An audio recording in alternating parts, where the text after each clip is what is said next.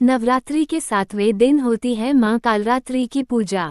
मां दुर्गा का 7वां रूप कालरात्रि के नाम से जाना जाता है।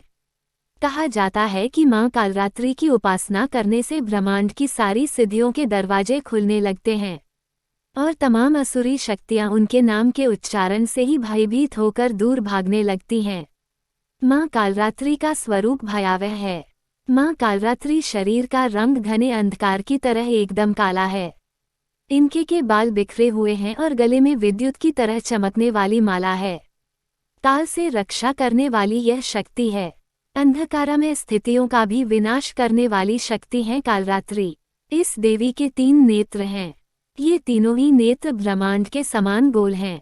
इनकी सांसों से अग्नि निकलती रहती है। मां की सवारी गर्दभ यानी गधा है। ऊपर उठे हुए दाहिने हाथ की वर मुद्रा भक्तों को वर देती है। दाहिनी तरफ का नीचे वाला हाथ अभय मुद्रा में है। बाईं तरफ के ऊपर वाले हाथ में लोहे का कांटा तथा नीचे वाले हाथ में खड्गा है। इनका रूप भले ही भयंकर हो परंतु ये सदैव शुभ फल देने वाली मां हैं।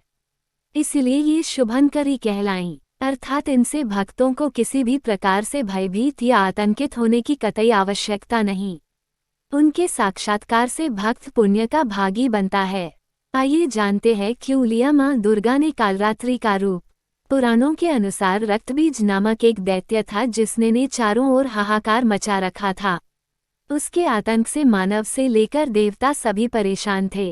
रक्तबीज को ऐसा वरदान प्राप्त था कि उसके रक्त की बूंद धरती पर गिरते ही उसी के समान एक और रक्तबीज दैत्य तैयार हो जाएगा।